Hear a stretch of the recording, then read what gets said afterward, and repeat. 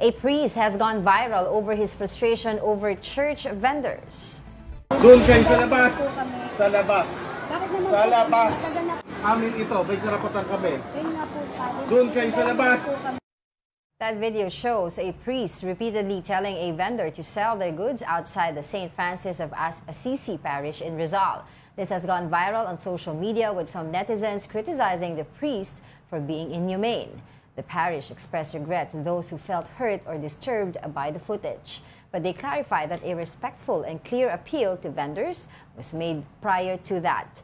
CBCP's Jerome Ceciliano said he would give the benefit of the doubt to the priest, as it would be unfair to judge based on a short clip. Yan. So nag-viral nga yan kahapon, ang bilis ng pag-ikot ng video. And yun nga, sinasabi ng ibang mga parokyano doon, sa parish, yung mga taga doon, sinasabi nila na prior to this, ng video na ito, ay may pakiusap daw na maayos itong si Father doon sa nagtitinda. And parang, ang sinasabi nila, nagalit, parang nagmura pa daw yung mga nagtitinda sa kanya, pinakiusapan naman sila. Kaya parang ito na yung tipping point, yung nag-trigger na kay Father. Pero syempre... No, but while we understand naman that vendors need to survive for a living at mahirap ang buhay, but we also have to remember yung sanctity ng area of the place. You have to remember nasa Bible yan. Si Jesus Christ, 'di ba? Bihira magalit yan, but he got angry when there were vendors. Ang sabi niya, wag sa bahay ng ama ko, 'di ba? 'Di ba yung nagwala siya, pinagsisipan ni Jesus Christ yung mga paninda kasi parang ba't nyo ginawang yung commerce area, yung house of my father. So while siguro what the church can do moving forward, if they recognize na madaming ang vendors sa loob, siguro us being a church and a group of people teaching charity, why not siguro let's give them a small isolated area somewhere moving forward, di ba? Para dito kayo ha, huwag kayo kakalat-kalat sa loob ng church kasi place of prayer to eh. So dito, moving forward, ganun na lang.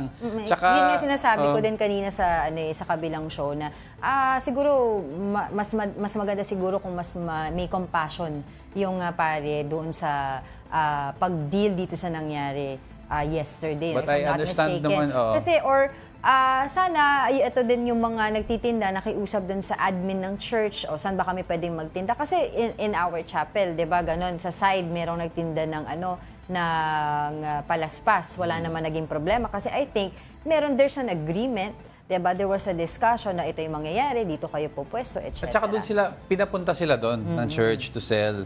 I understand kasi, look, if you look at the video, this is inside the church driveway, So this is like the property and the premises of the church. Ngayon, di ba in any establishment, whether it's a church or commercial establishment, kung wala kang prior na permit from the administration of the area, bawal ka talaga magpwesto magtinda. Pero yun lang sa akin, ako I'm a Catholic and lagi yan sinasabi sa atin na as much as possible, ang pagtrato natin sa kapwa natin, di ba? At highest level of kindness. So, yun lang sa akin. Sana mas more compassionate yung naging trato dito ng priest. Alam naman natin na may mali din dun sa side ng mga nagtitinda. But we have to see yung context ng whole video. And we also have to remember sa Bible, even Jesus Christ himself lost his temper when he felt that they were desecrating the house of his father. So there are two sides of a coin. Basta moving forward, itigil na natin yung discussion online about this issue, di ba? And maybe mahirap naman talaga find a compromise na lang. Kapag maikli lang yung video. But siguro, pero let's it's better we get this let's discuss this matter further about this priest getting angry. We have CBCP Public Affairs Executive Secretary Jerome Ceciliano joining us today via Zoom. Good morning po, Father. Thanks for joining us again. Yeah, good morning. Opo, yun nga po, tanong ko muna po, napanood niyo po ito? I'm assuming yung video po na nag-viral, na nagagalit po na pare, yung reaction po ng CBCP regarding this incident. Well, yung reaction naman ng CBCP, hindi naman natin makukuha yan. Kasi it's just sabihin ko dito, parochial issue na tinatawag. Kaya hindi naman yan yung tipong dapat pa na pag-usapan o dapat pa na palakihin. Kaya hindi ko alam din kung ano ba talagang context niyan. So mahirap tayo mag-comment diyan. Nakita lang natin na nagsasalita yung pare, tumataas yung boses. So I don't know the reason behind that. So having said that po, Father, ibig sabihin wala naman pong intention na ang CBCP na mas imbestigahan pa po ito, patawag po yung pare para tanungin po yung kanyang side, etc. Well, ang CBCP, wala namang ano yan eh. Wala naman siyang jurisdiction over the priest. Yeah. Ang may jurisdiction dyan, unang-una, yung kanyang bishop. Kung nakita nila na kinakailangan imbestigahan, yung bishop niya mag-investigate. Pero palagay ko naman yung ganung bagay eh. Maliit na bagay lang yan. Na-play up lang yan sa social media. Okay. So ano po ba usually yung mga nagiging batas po natin or yung policy lang po ng simbahan pagdating po dyan sa mga nagtitinda? Kasi meron po kaming nakikita, no? I'm sure you're aware of that also, na may mga nagtitinda naman po talaga sa gilid ng mga simbahan.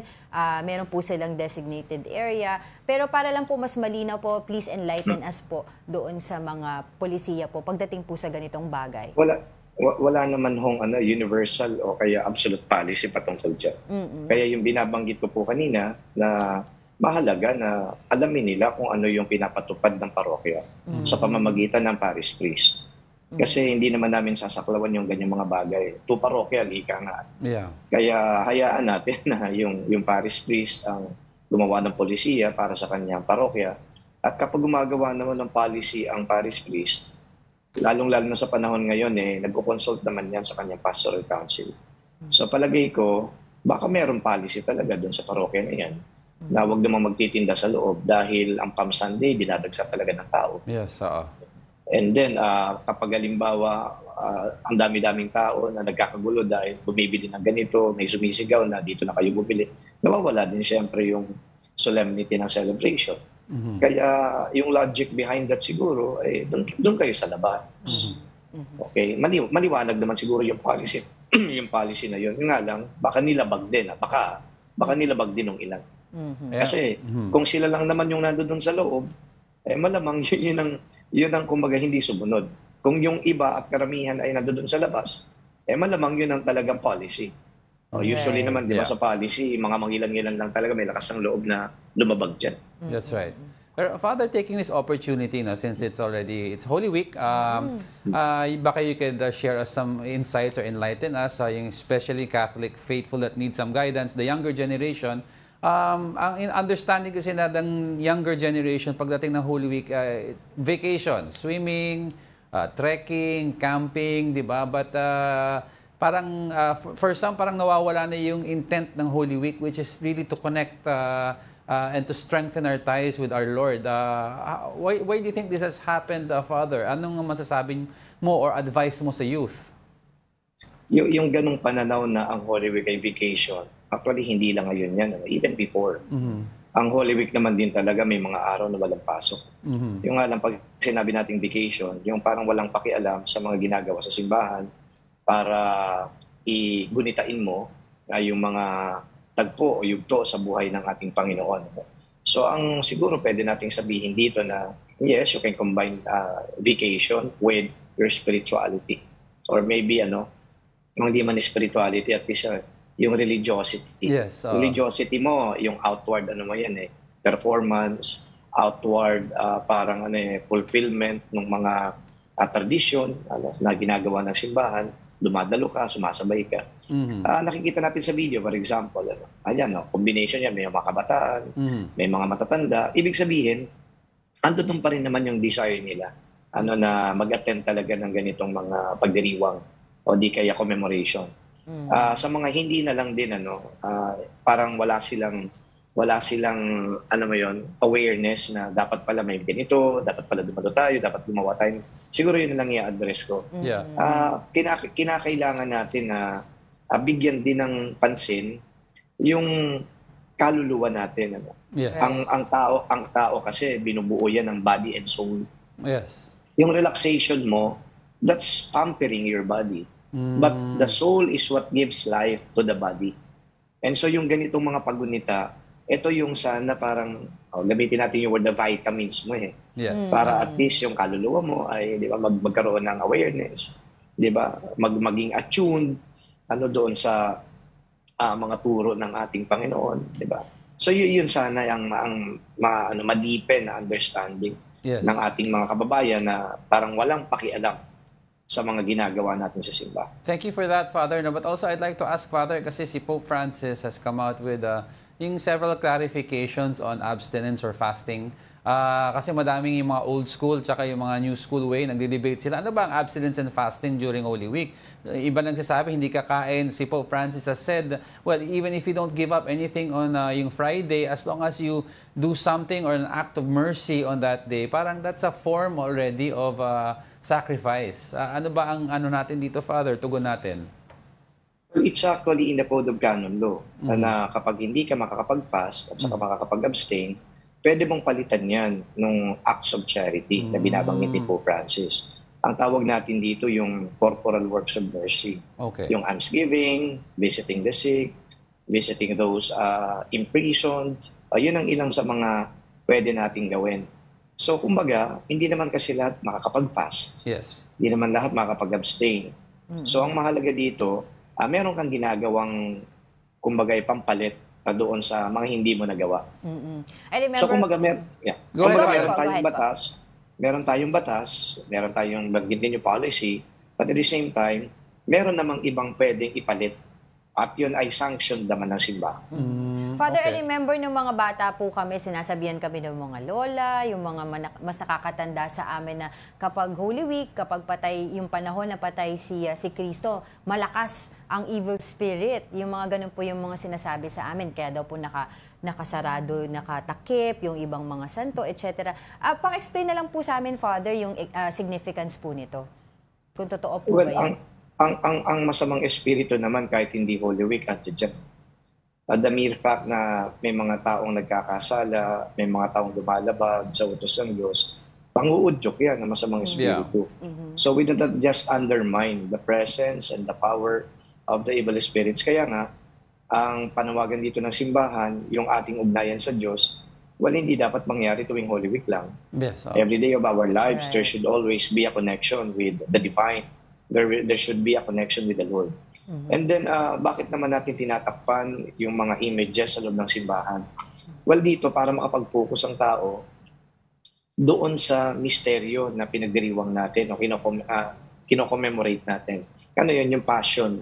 So parang, let's not look at the beauty of the arts. Yes. Diba? Kasi yung mga yun, nag-i-evoke din yun ng kung ano-anong sentiments, diba? Yeah. Ang mga Pilipino pa man din, gusto na may pinupunasan, may hinahalikan. So, but parang let's go beyond all these objects who represent the divine, that represent the divine rather. So, mag-focus tayo doon sa ating interior disposition, yung mind and heart. So, that's parang, where am I now in my relationship with the Lord? Am I still good? How about my relationship with my neighbors? Diba? So yun ngayon ang ginagawa natin. So more than ogling at the beauty and the splendor of the different arts that you can see in the church, including the images, kung ano pa, yun ang pagtuunan natin ng pansin. Yung interior disposition natin. The focus should always be there. That's right, that's right. Father, also, no, baka you could share with us yung how important Easter Sunday is, no? It's because we understand sa Easter Sunday there's parang a general blessing or a plenary indulgence given. And ano po yung difference nito from an actual confession? Well, when we speak of an indulgence, it is the remission of the punishment that you incur because of the sin that you committed. When we speak of confession or the sacrament of reconciliation, it's the forgiveness of sins. Magkaiba yun, ano? Nangumpisal ka, pinatawad yung kasalanan mo. Okay. Nakakuha ka ng indulgence, ibig sabihin, yung parusa sa nagawa mong pagkakasala, either tinatanggal ng buong buo o kaya partial lang na tinatanggal. So yun ang ibig sabihin nun. So kung ba, Father, parang pinagalitan ka ni Mommy, Daddy, sorry Mom, Dad, pero grounded ka. Pero pag may indulgence ka, tanggalin natin yung grounded mo. Yeah, parang ganun yan. Okay. That's a simple way of putting it. Yeah. Father, yung significance of Easter? Well, number one na dapat natin maintindihan dito, yan ang pangako naman ng Diyos, na susuong siya o kaya harapin niya yung mga pagsubok, pagpapasan siya ng krus, mamamatay. Pero sabi niya, muli akong mabubuhay. What does that mean? Na dadaan ka sa ganitong uri ng buhay Pero hindi naman magtatapos ang sa krus ang buhay mo. May kalwalhatian, ika nga. May buhay na walang hanggan, ika nga. So, practically, it's telling us that why do we allow ourselves to wallow in pity and then parang to abuse our minds na parang ganito na lang ako, wala nang hope, wala nang sense ang buhay, wala nang meaning kasi ganito na nangyari sa akin. Eh kung hanggang doon ka lang, eto yung resurrection, binibigyan ka ng panibagong, kumbaga ipananaw na, hindi dyan nagtatapos ang buhay mo. Merong ganito. Yeah. You see, if you look at the crucifixion, for example, from our lens, parang defeated di ba? Yes. Christ was defeated. O parang hanggang doon na lang ba? Pero sabi, hindi ganun ang buhay. So we are not going to end up in there. There is an empty tomb that we have to look for. And what does this empty tomb mean for us? May buhay. So nakita niyo ngayon yung parang imahe ngayon ni Cristo, di ba? Nung una gory bloody. Tapos ngayon puting-puti, di ba? So yun ang images na nakikita natin na ipinapahayag din sa mga mananampalataya na katulad natin. Okay, andi dito, parang madilim, natagpo ng buhay mo, may pinagdadaanan kang pagsubok, ang dami mong mga krus na pinapasan, pero huwag kang mawala ng pag-asa dahil pangako ng Diyos, ito, may darating sa iyong gloria. Alright, maraming salamat po sa inyong oras, CBCP Public Affairs Executive Secretary Jerome Ceciliano. Thank you so much po. You're welcome.